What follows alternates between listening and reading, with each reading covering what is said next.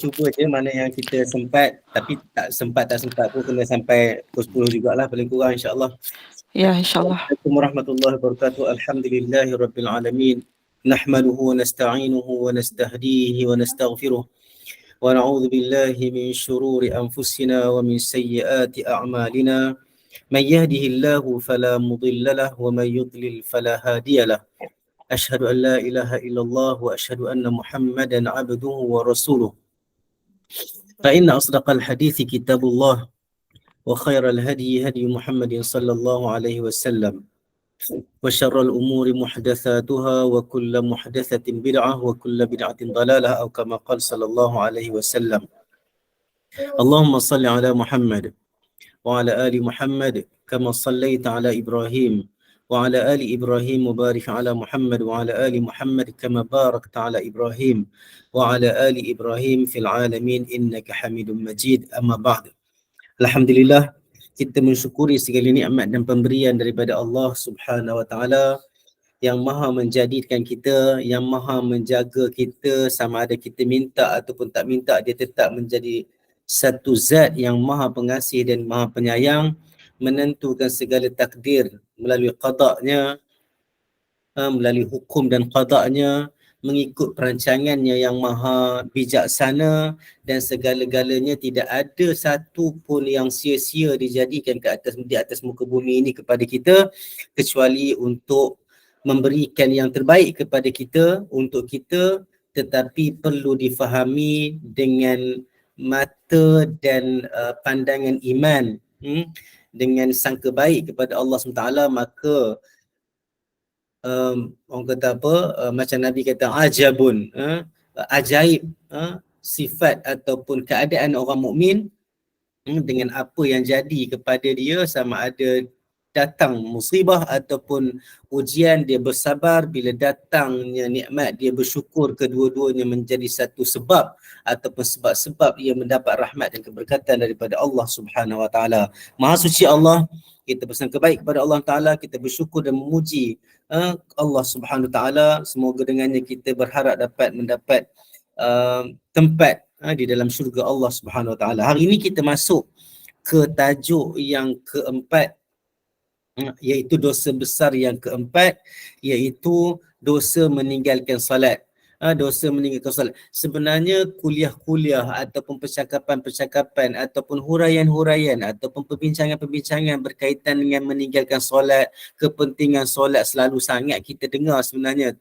Itu sebab bila saya berfikir untuk mengajar tentang apa-apa ilmu berkaitan dengan agama, sebenarnya dalam tempoh masa zaman sekarang ini dah beribu-ribu tahun dah datang selepas Nabi Muhammad SAW, memang orang sentiasa bercakap tentang agama, bercakap tentang solat, bercakap tentang apa sahaja sekalipun, sama ada ia dalam bentuk umum ataupun secara spontan. Maka saya memilih untuk menggunakan kitab supaya diharapkan ada mendapat kelainan sikit lah, walaupun kita membincangkan tajuk yang sama. Bila bercakap tentang solat, ramai orang bercakap tentang solat.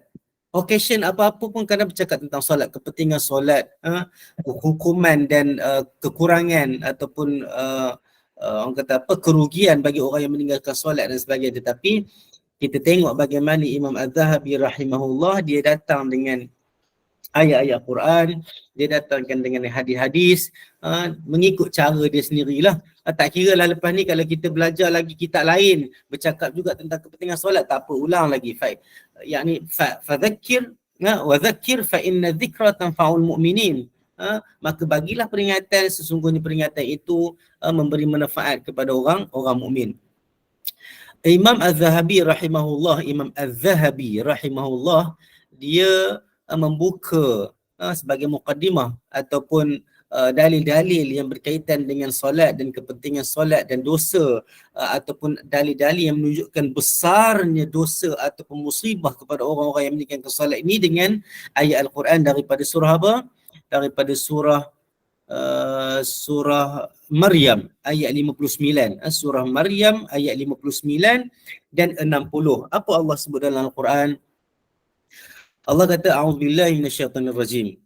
فَخَلَفَ مِنْ بَعْدِهِمْ خَلْفٌ أَضَاعُوا الصَّلَاةَ wattaba'u syahawat fasawfa yalqawna ghayya.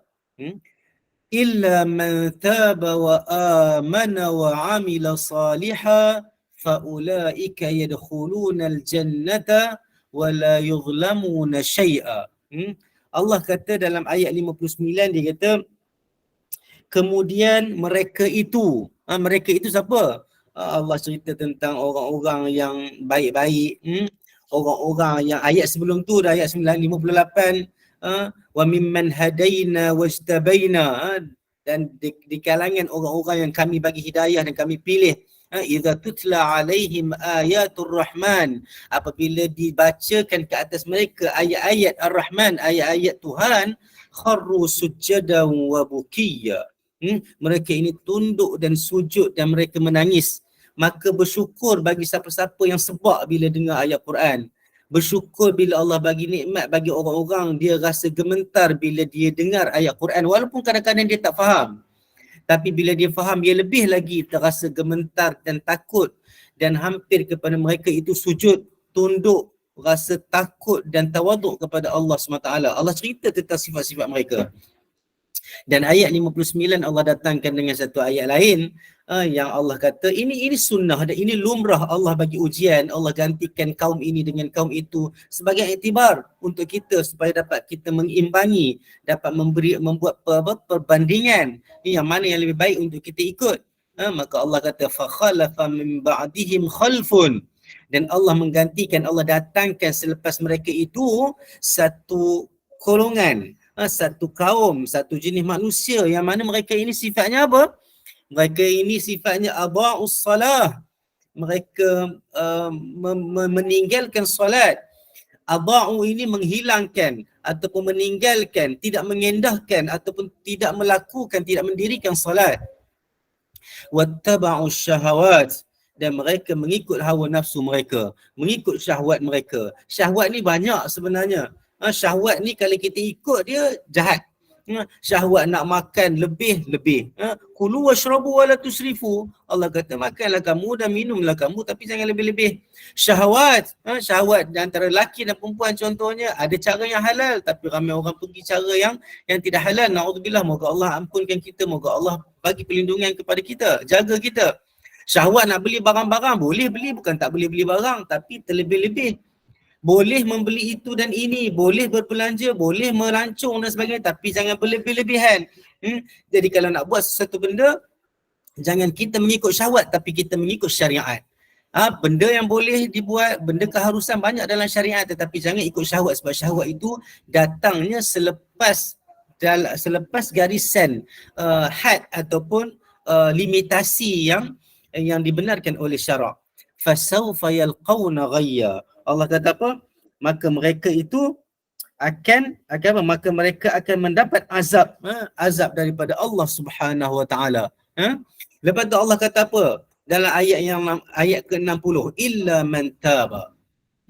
Bukanlah mereka itu orang kata apa? Terus mendapat azab siksa neraka itu kalau mereka meninggalkan semayang. Mereka akan diazab, mereka tetap akan diazab, tetapi bagi mereka yang bertaubat. Dosa meninggalkan solat, dosa mengikut nafsu syahwat itu besar. Itu satu gambaran dan karakter ataupun ciri-ciri orang-orang yang Allah buat perbandingan di antara orang yang bila dengar ayat Quran mereka takut, sujud, menangis. Ini pula jenis orang yang tidak melaksanakan solat, tidak mengendahkan solat, meringan-ringan ke arahan solat. Mereka itu adalah orang-orang yang berdosa. Mereka akan dapat siksaan api neraka. Tapi kalau mereka itu bertaubat, kecuali mereka-mereka yang bertaubat, maknanya siapa tinggal solat, siapa yang mengikut nafsu syahwat meninggalkan solat, lalaikan diri mereka, mereka perlu dan wajib bertaubat. Itu sebab ayat ini menjadi salah satu sumber juga ulama-ulama menetapkan syarat-syarat taubat nasuha. Allah kata apa? Illa man taba, kecuali bagi mereka yang taba. Maksudnya apa? Bertaubat. Wa amana, dan beriman dan meneruskan iman mereka. Kenapa Allah kata, tengok kenapa dalam bab ini wa amana?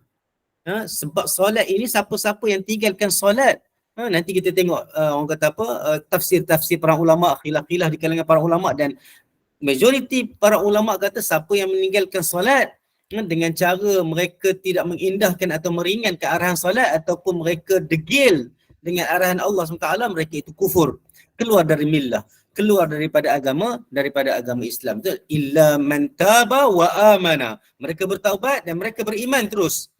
Wa amila salihah, dan mereka beramal salih. Itu sebab di antara syarat taubat nasuha adalah mereka selepas bertaubat menyesal, tidak berazam tidak mengulang lagi kesalahan dan dosa itu, dan mereka mestilah terus melakukan ibadat-ibadat, melakukan ibadat yang mereka tinggalkan, ataupun dan juga menambah amalan-amalan salih yang lain.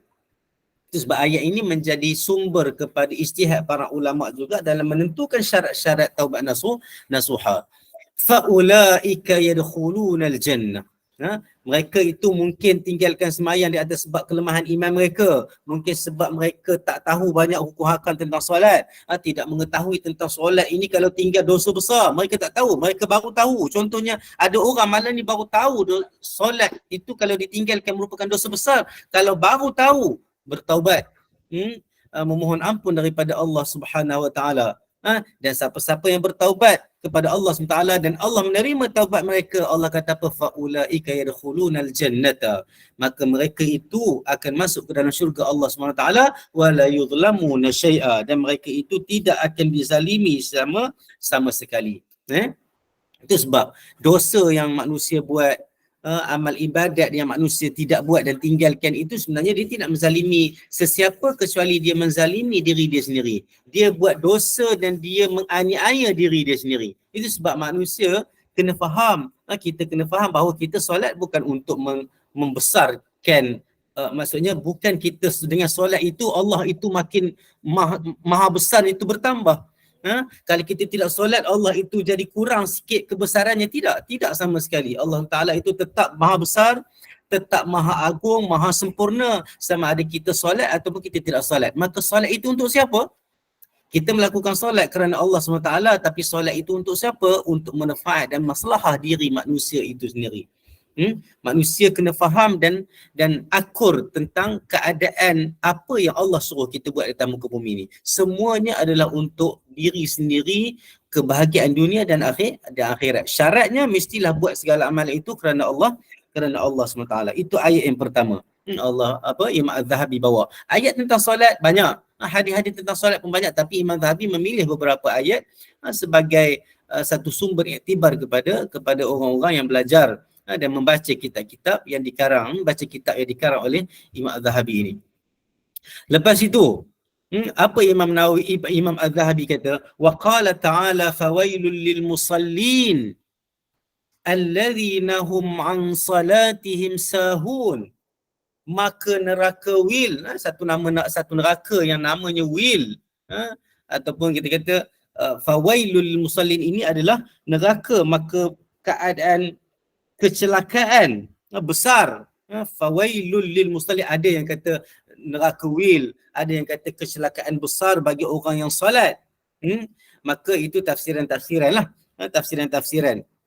Maka kalau kita tengok dalam beberapa tafsiran tentang fawailul lil musallin, fawailul lil musallin ini dalam tafsir Al-Qurtubi contohnya, ay azab. Dia tak kata neraka wil, dia kata azabun lahum, maksudnya wailun itu adalah azab, balasan kepada orang-orang yang solat. Tetapi ayat ini tidak boleh difahami dengan habisnya ayat yang keempat ni saja. Itu sebab ayatnya diteruskan dan disambung dengan ayat yang kelima, bila Allah sebut dan sambung selepas itu. Ini di antara konteks Al-Quran menafsirkan Al-Quran.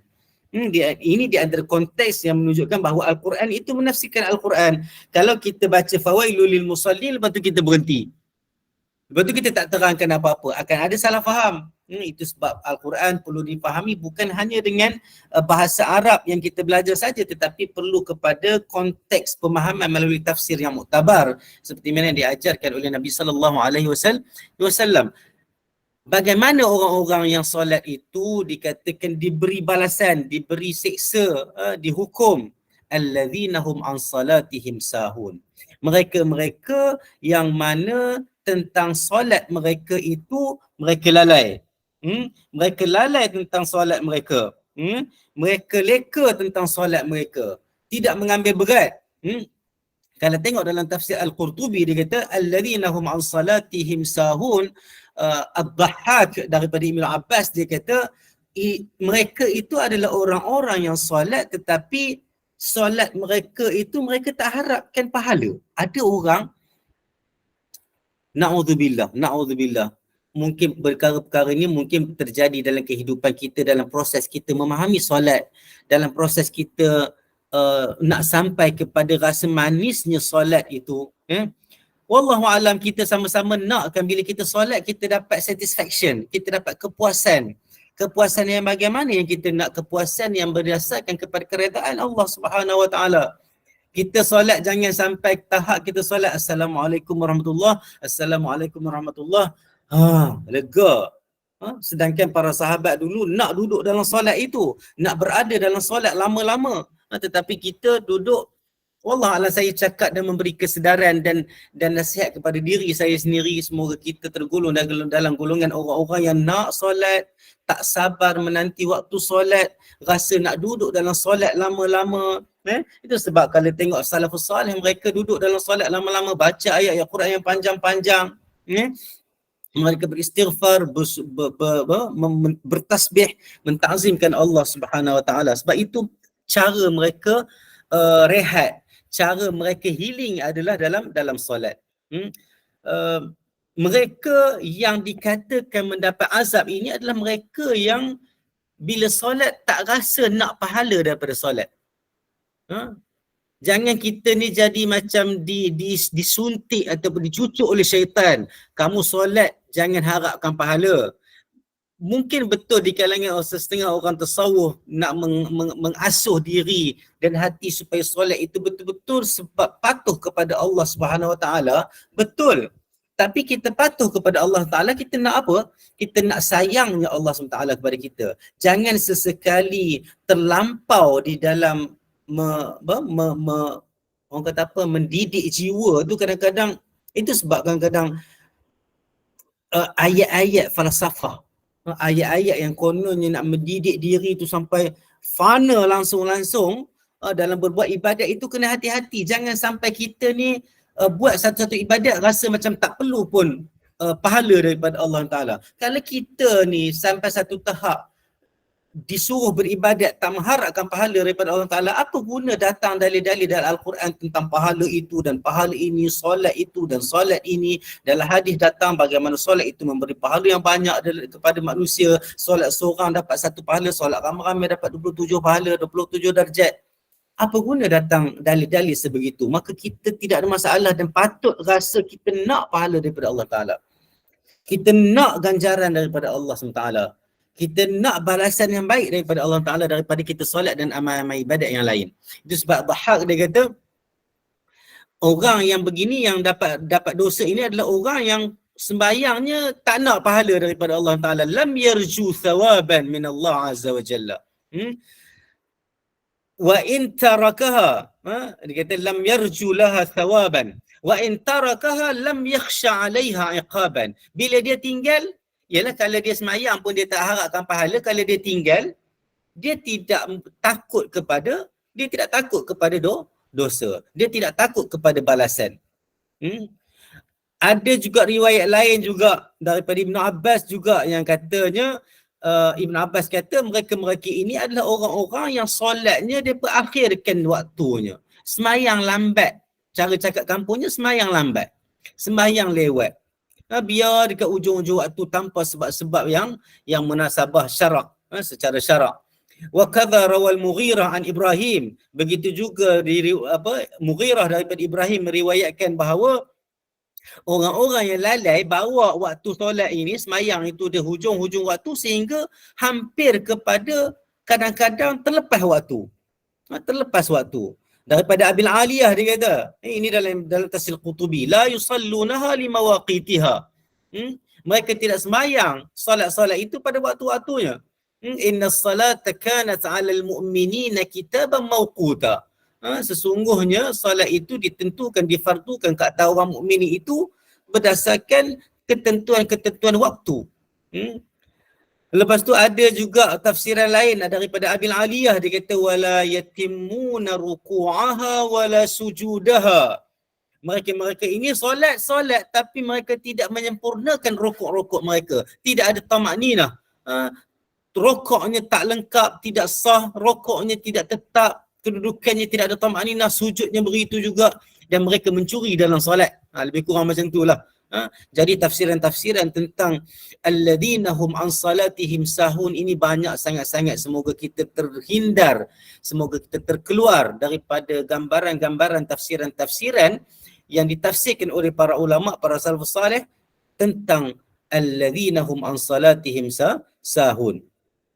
Kenapa Imam Az-Zahabi ambil ayat ini sedangkan ayat ini tidaklah membawa makna orang-orang itu meninggalkan solat, tetapi mereka dalam ayat ini adalah orang-orang yang lalai dan leka tentang solat mereka. Tetapi Imam Az-Zahabi bawa mari juga ayat ini. Sebab kelekaan itu seolah-olah duduk di tepi tebing meninggalkan solat. Orang yang solat, dia ada tebing, dia ada batasan dia ada gaung, dia ada lopak, dia ada lubang yang kalau jatuh ke dalamnya itu bahaya.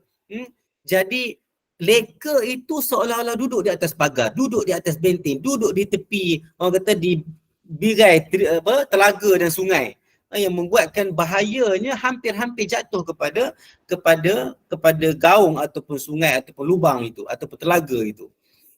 Jadi kalau kita tengok secara nasnya macam tak nampak di mana meninggalkan solat, tetapi sahun itu sendiri konteksnya adalah terlalu rapat dengan meninggalkan solat sehingga Imam Ibn Abbas tadi dia kata apa? Dia kata sahun bi idha'atil waqt. Dia kata mereka ini lalai sehingga mereka meninggal ataupun terkeluar daripada waktu. Solat bukan dalam waktunya. Banyak lagi tafsiran-tafsiran lain, maka panjang itu boleh rujuk kepada ustaz-ustaz yang mengajar tafsir dan tadabbur insya-Allah. Lepas tu Imam Az-Zahabi buat mari lagi satu ayat yang berkaitan dengan neraka, berkaitan dengan balasan di hari akhirat. Itu sebab dalam Al-Quran ini ulama-ulama dalam bidang dakwah, contohnya dalam ulumul Quran, contohnya tafsir, contohnya mereka bercakap tentang Allah biasa gunakan at-targhib wa tarhib. Targhib ini bagi pahala, bagi tahu ada pahala, bagi tahu kasih sayang Allah Taala, bagi tahu Allah suka, malaikat suka, bagi tahu Nabi suka, contohnya ataupun dalam hadis-hadis supaya manusia buat amalan. Dia panggil targhib. Kita macam dia bagi tahu tentang reward, motivasi. Okey. Ada juga tarhib. Tarhib ini menyebut tentang segala macam inzar ataupun amaran supaya manusia tidak meninggalkan solat. Semoga manusia menjauhi perkara-perkara maksiat. Jadi ayat ini menunjukkan duduk dalam konteks tarhib, menunjukkan bahawa ada balasan neraka, balasan siksa daripada Allah SWT kepada orang-orang yang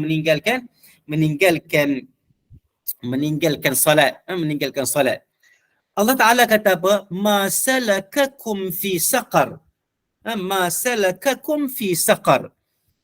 Dia kata apa yang ini adalah kalau ikut tafsiran dia adalah macam dialog. Di hari akhirat nanti dia macam dialog.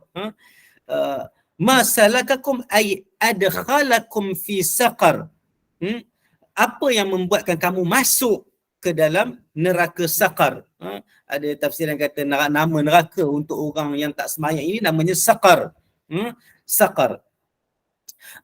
Al-Kalbi dia kata fayas'alu ar-rajul min ahli al-jannah ar-rajul min ahli an-nar bismihi fayaqulu lahu ya fulan.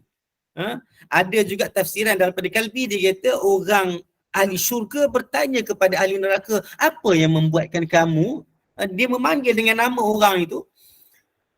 Dia kata, apa yang membuatkan kamu duduk dalam neraka saqar ini? Ya fulan. Dalam qiraat, kan dalam Quran ini dia ada banyak jenis qiraat. Ada qiraat yang yang boleh dibaca dalam solat, qiraat sab'ah, qiraat yang 7 dan sebagainya tu, qiraat 7. Dia ada qiraat yang lebih daripada itu, tetapi qiraat itu lebih kepada tafsiran dan ia tidak dibenarkan dibaca di dalam solat. Okay? Contohnya macam qiraat Abdullah bin Zubair. Dia bukan ayat dia bukan masalakakum fi saqar saja, tetapi dia letak dekat situ sebagai catatan, ya fulan masalakaka fi saqar. Apa yang membuatkan kamu dimasukkan ke dalam neraka saqar. Umar Al-Khattab juga ada qiraah. Dia kata ya fulan masalakakum fi saqar. Tetapi bacaan-bacaan ini jangan dibuat pula, tapi esok datang pula dia baca dalam sembahyang, ya fulan masalakakum fi saqar. Itu salah. Ayat Qurannya adalah masalakakum fi saqar. Ya fulan itu tambahan dari segi bagaimana nak memahami para sahabat mencatat apa yang diajarkan oleh Nabi sallallahu alaihi wasallam, dan inilah yang dijadikan sandaran kepada tafsiran-tafsiran muktabar terhadap ayat Quran. Jadi siapa yang tanya itu? Ada pendapat yang mengatakan bahawa orang ahli syurga bertanya kepada ahli neraka dengan panggilan mereka sendiri, ya fulan, wahai fulan, apa yang membuatkan kamu masuk ke dalam neraka? Okey. Lepas tu apa jawapan mereka? Apa jawapan orang-orang ahli neraka ini? Qalu lam naku minal musallin. Mereka menjawab, mereka berkata kami tidak melakukan solat. Iaitu orang-orang beriman yang tidak solat. Maknanya mereka ni solat tetapi kadang-kadang tinggal. Tak guna dia ayat itu sebab dalam tafsir Qutubi dia kata ai al-mu'minin alladhi yusallun, iaitu orang-orang mukmin yang tidak solat. Sebab tidak guna soalan kepada orang kafir, sebab orang kafir tidak ada arahan kepada mereka untuk solat. Kan? Jadi orang kafir duduk neraka tempat lain. Kan? Neraka saqar ini khusus kepada orang-orang mukmin yang tidak salat.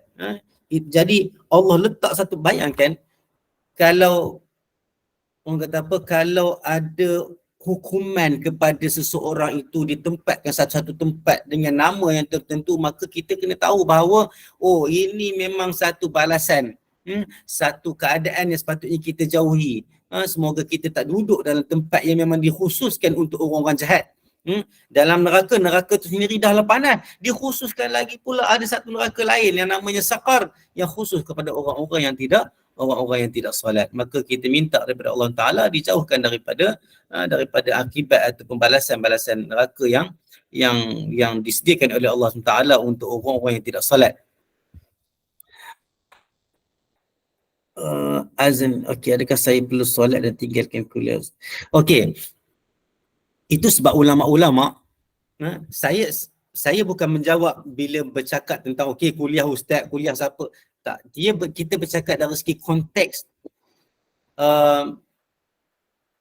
Dia solat ini dia ada khilaf waktu, dia ada solat di awal waktu itu paling bagus, tapi ulama-ulama berbincang tentang solat itu, bahawa solat itu adalah waktu dia panggil muwassa'. Muwassa' ini waktunya luas, waktunya panjang. Jadi panjangnya satu-satu waktu itu berbeza. Waktu subuh tak sama dengan panjangnya waktu zuhur dan asar. Waktu asar dan zuhur tidak sama panjang dengan waktu maghrib dan juga waktu isyak, dan berbeza-beza.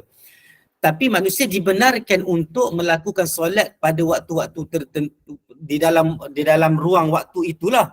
Kecuali ada beberapa waktu, contohnya waktu asar dan sebagainya, dan kita masuk waktu haram solat, itu kena belajar bab fiqh lah. Okay?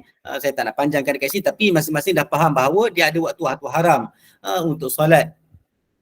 Dan orang yang melewatkan solat dengan sengaja itu juga berdosa. Sebab di sana ada banyak hadis menceritakan tentang kelebihan-kelebihan dan anjuran-anjuran untuk solat pada awal waktunya. Pada awal waktu dia. Jadi kalau datang je, dengar je azan, masuk je waktu, solat terus. Tetapi kalaulah ada urusan-urusan, contohnya berkaitan dengan belajar agama, satu urusan yang contohnya memang kritikal, contohnya tengah-tengah bedah orang azan masuk, takkan nak tinggal.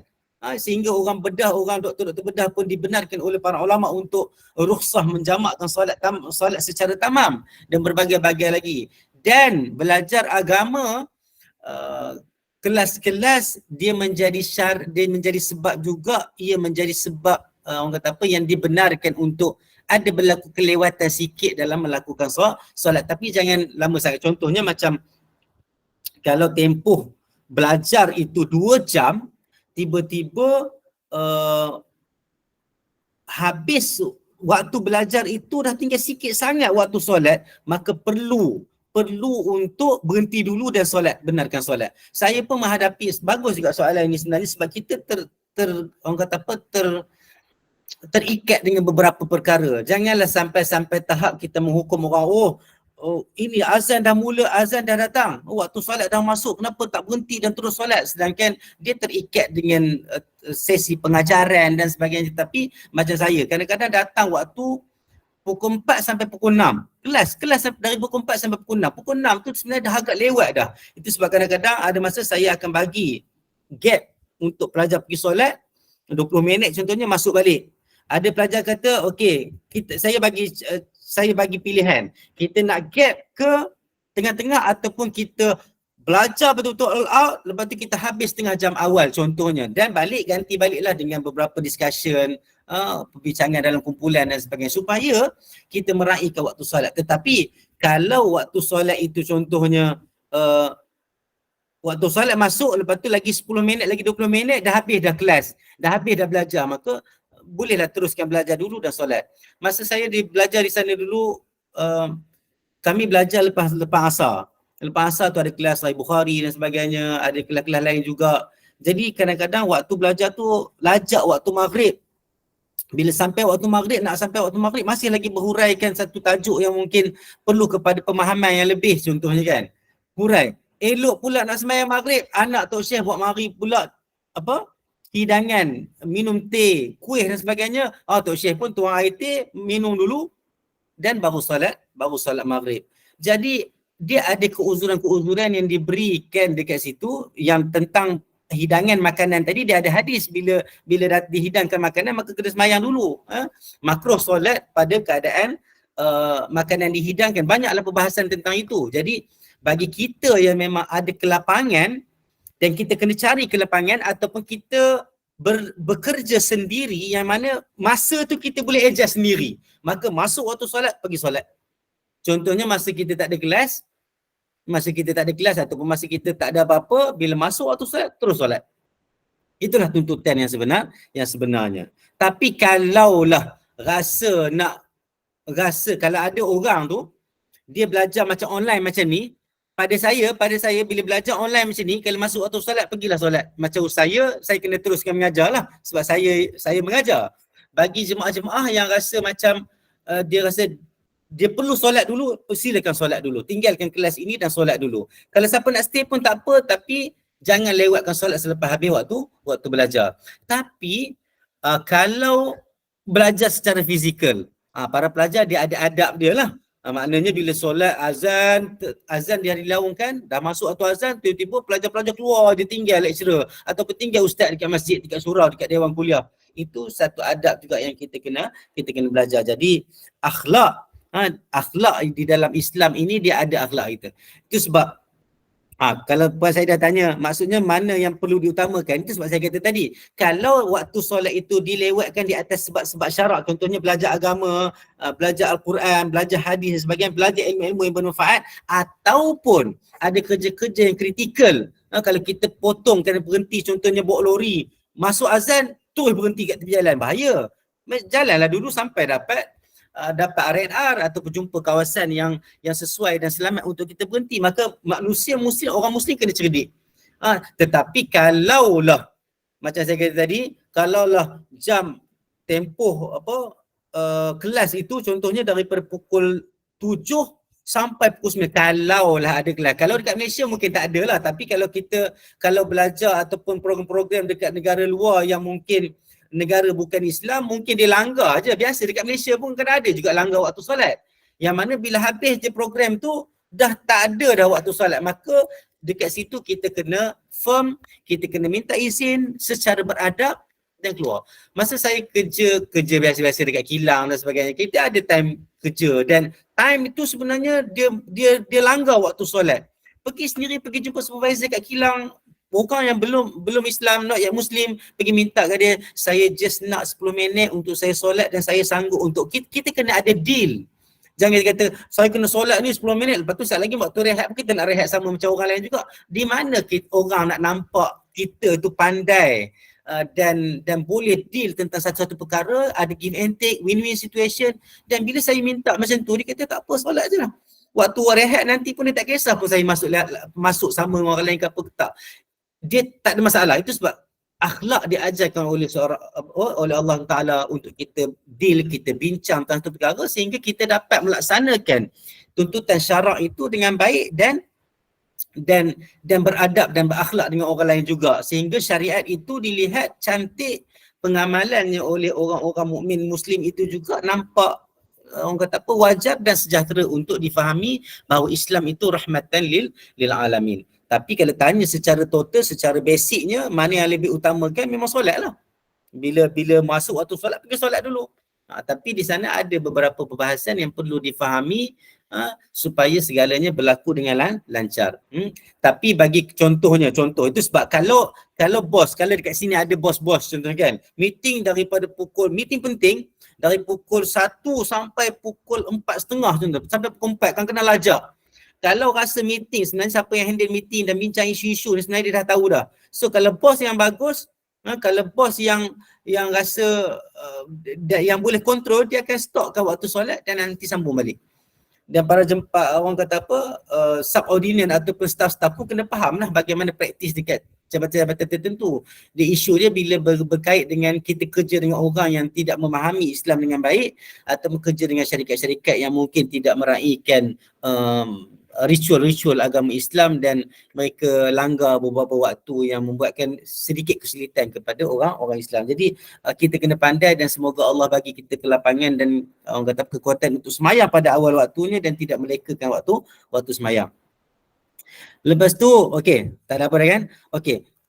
Lepas tu Imam Az-Zahabi dia buat mari satu hadis, bukan satu hadis, banyak hadis dekat sini. Dia kata wa qala alaihi salatu wassalam, Nabi SAW bersabda, al-ahadul ladhi bainana wa bainahum as-salah. Al-ahadul ladhi bainana wa bainahum as-salah faman tarakaha faqad kafar. Al-ahd ini adalah perjanjian ataupun kita kata apa? Kita kata perjanjian ataupun satu tanda di antara berbeza, satu perbezaan di antara kita dengan mereka. Di dalam tafsir syarah kepada hari ini, Nabi nak membezakan di antara orang munafiqin dan orang kafir. Okey, orang munafiqin, qila ya'ni munafiqin, dikatakan di antara orang munafiqin. Qila orang-orang kafir. Bila kata qila, di antara orang munafiqin. Secara zahir hadis ini menunjukkan bahawa perbezaan di antara kita dan mereka itu orang kafir adalah solat. Jadi solatlah pemisah ataupun gambaran secara zahir beza di antara orang Islam dan orang bukan Islam. Mereka kata perbezaan, perjanjian yang membezakan di antara kita dan mereka itu adalah solat. Faman tarakaha faqad kafar. Siapa-siapa yang meninggalkannya, mereka telah kufur. Siapa-siapa yang meninggalkannya, mereka telah kufur. Okey. Dekat sini ulama berbincang macam soalan tadi ya. Macam saya nak bagi tahu tadi. Wa qad ajma'al muslimun ala anna man jahada fardhas salati kafiran kufran akbar mukhrijan minal millah. Ulama Islam ijma' sepakat bahawa siapa-siapa yang meninggalkan ataupun mengatakan kefarduan solat itu tidak ada, kefarduan solat itu tidak betul, kefarduan solat itu tidak seharusnya ada, maka orang-orang yang sebegini walaupun dia solat, dia solat tapi dia kata solat ni sebenarnya tak wajib, tapi dia solat, jatuh kufur. Yang disebutkan kat sini adalah siapa-siapa yang meninggalkan solat, siapa-siapa yang dalam hatinya mengatakan solat itu tidak fardu, solat itu tidak patut, tidak harus, tidak wajib dilakukan, maka ia adalah kafir kufran akbar. kekufuran yang paling besar. Mukhrijan minal millah, mengeluarkan dia daripada millah, mengeluarkan dia daripada Islam. Okey? Wa mithluhum mithlu sa'iril kuffar billah wa malaikatihi wa kutubihi wa rusulihi. Dia ini adalah seumpama orang-orang kufar yang lain, yang mana orang-orang kufar tidak percaya kepada Allah, tidak percaya kepada malaikat-malaikat, tidak percaya kepada kitab-kitab, tidak percaya kepada rasul-rasulnya. Maka hukumnya sama sahaja. Siapa yang tinggalkan sembahyang dalam keadaan dia mengatakan sembahyang itu tidak wajib. Ingkar. Wa amma man tarakaha kaslan wa tahawunan min ghairi jahdin li fardiha faqad ikhtalafa ulama fi hukmihi. Siapa-siapa yang tinggal solat dalam keadaan dia tu malas, dia nak sembahyang tapi malas tertahan ataupun dia rasa macam kejaplah sat lagi dalam keadaan bila orang macam ni dia menganggap solat itu tidak berat, dia menganggap perkara itu tidak penting, tahawunan, tanpa dia mengatakan solat itu tidak wajib. Dia tak kata solat tu tak wajib, dia tak kata solat itu tak bagus, tak, dia tak kata itu, tapi dia malas. Kemalasannya tu kuat sangat, kelekaannya kuat sangat. Ulama ikhtilaf dekat sini, ulama berselisih pendapat. Okey, ada yang paling dekat pendapat yang boleh kita ambil adalah siapa yang meninggalkan solat, ini pendapat ulama, siapa meninggalkan solat secara keseluruhan bil kulliyah, tahawunan, sambil mengambil lewa dan malas, dia kufur.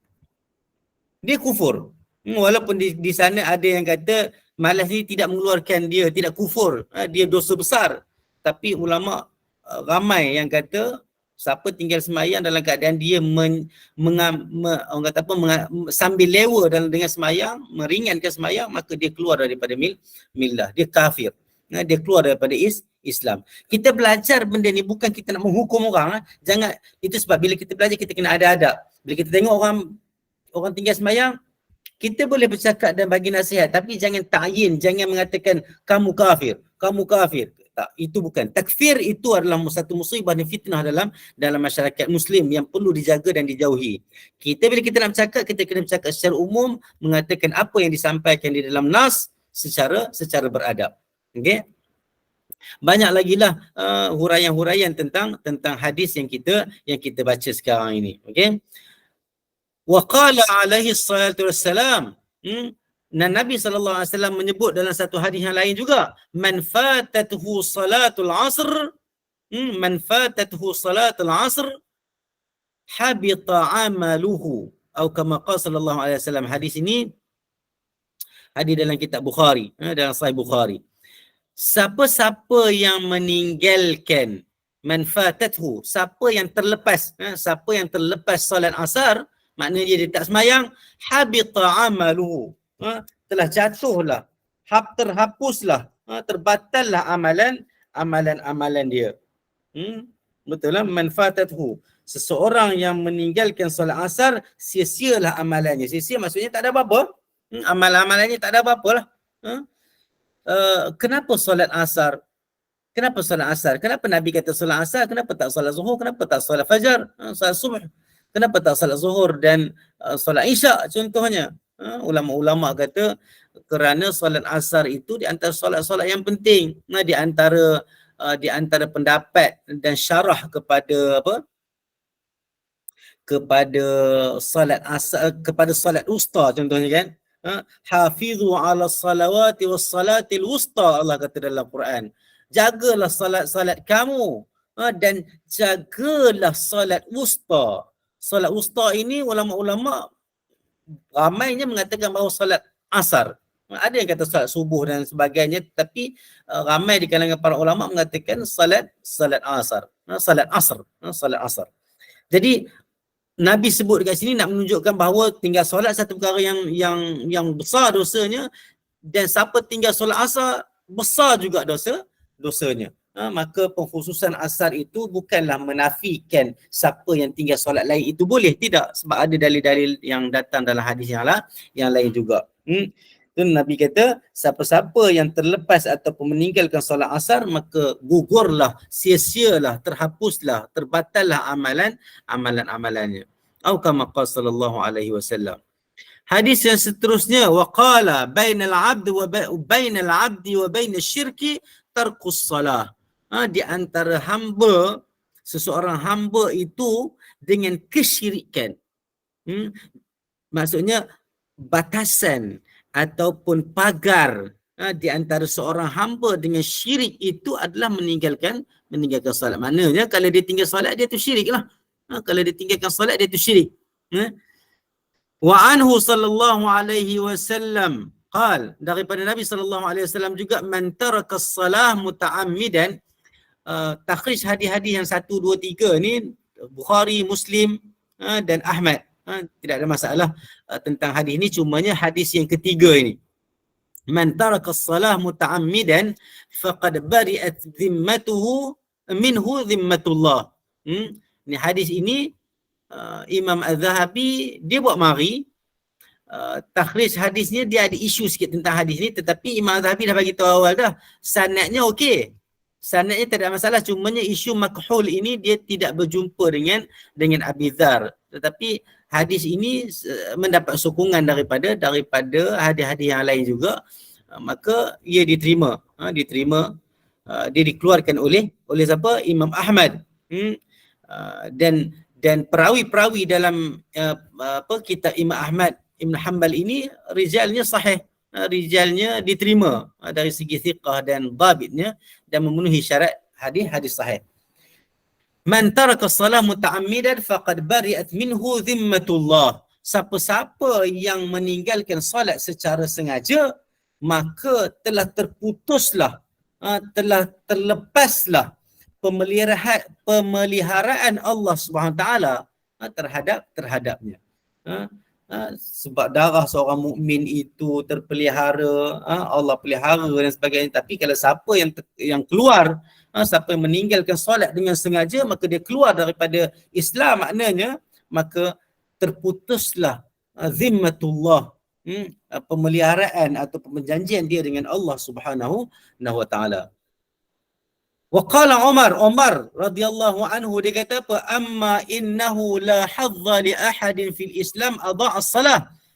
Maka sesungguhnya lah tidak adalah apa-apa bagi seseorang itu bila dia di dalam Islam itu, dia Muslim itu, dia meninggalkan dan tidak mendirikan salat. Ayyub As-Sikhtiyani mengatakan sedemikian juga macam mana Umar kata.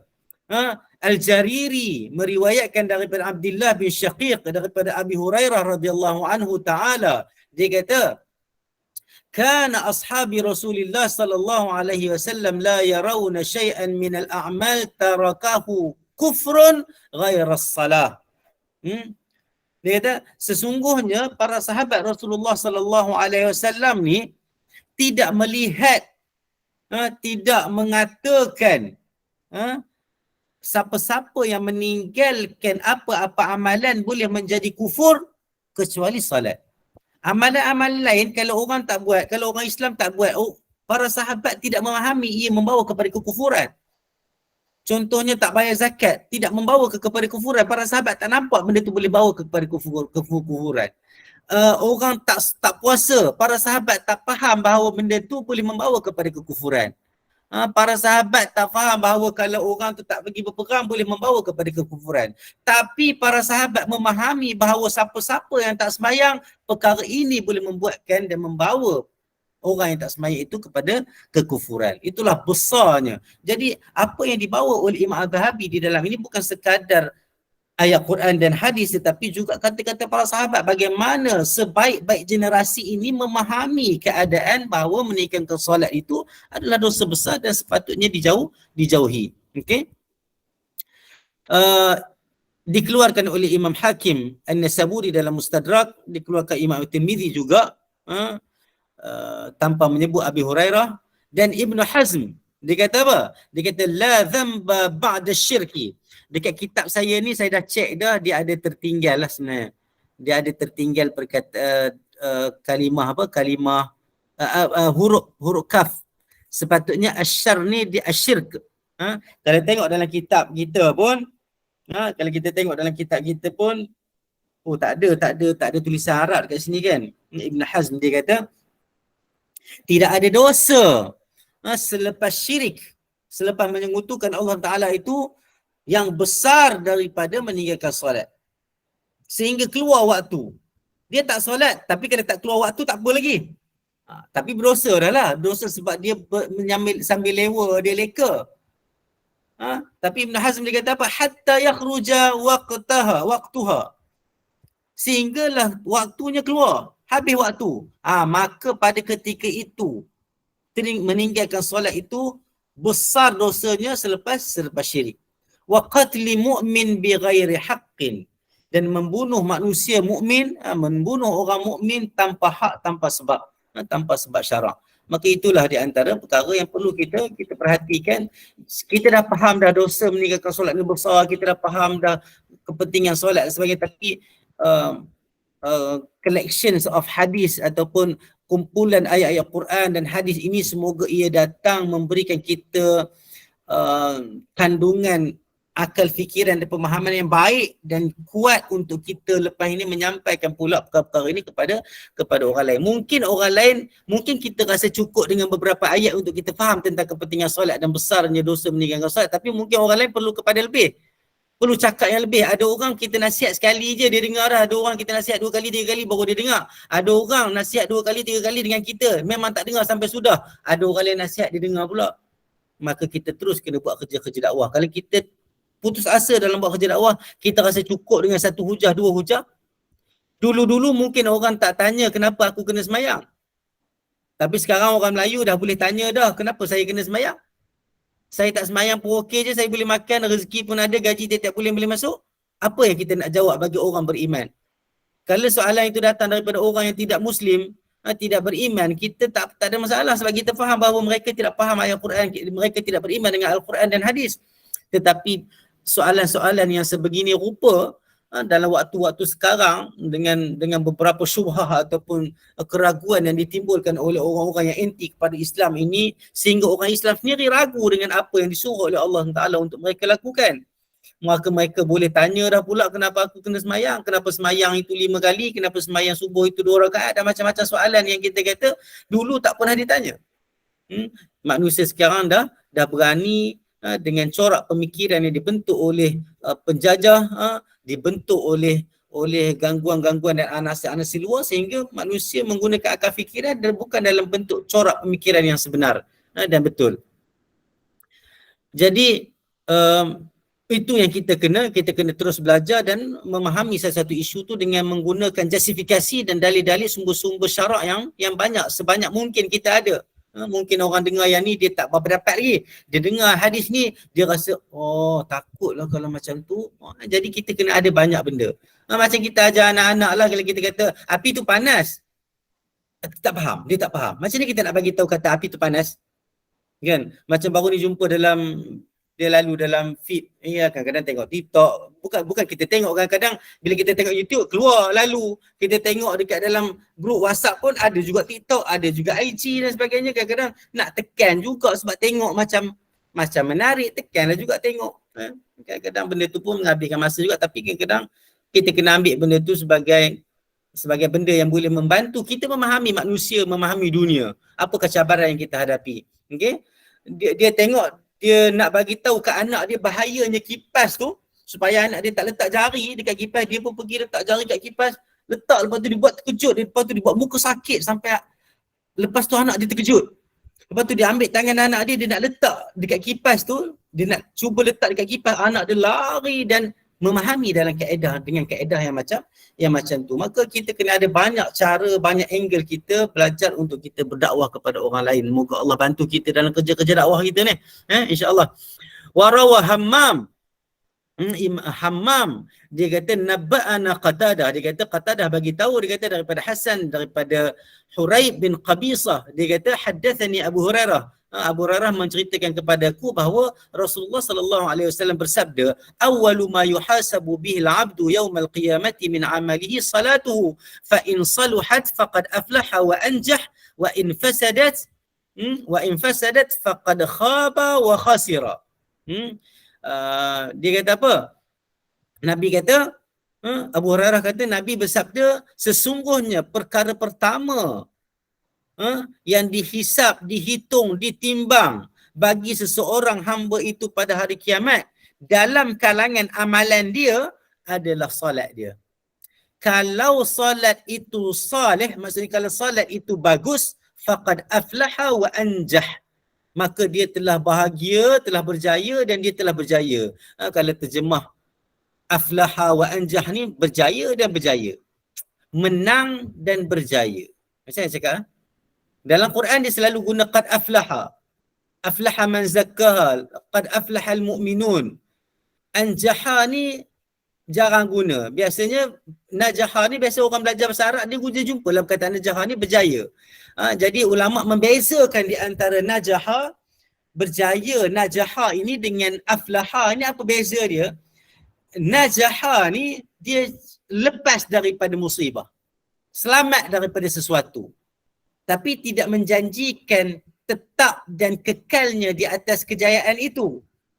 Tapi kalau aflaha, perkataan aflaha, falah, hayya 'alal falah, marilah sama-sama kita menuju kepada kejayaan, maka falah itu konotasinya, makna dia membawa kepada berjaya, terlepas daripada bahaya, bebas daripada bahaya dan berada kekal di atas kemenangan dan kejayaan dan keselesaan dan kebahagiaan itu. Kekalnya itu dipanggil falah.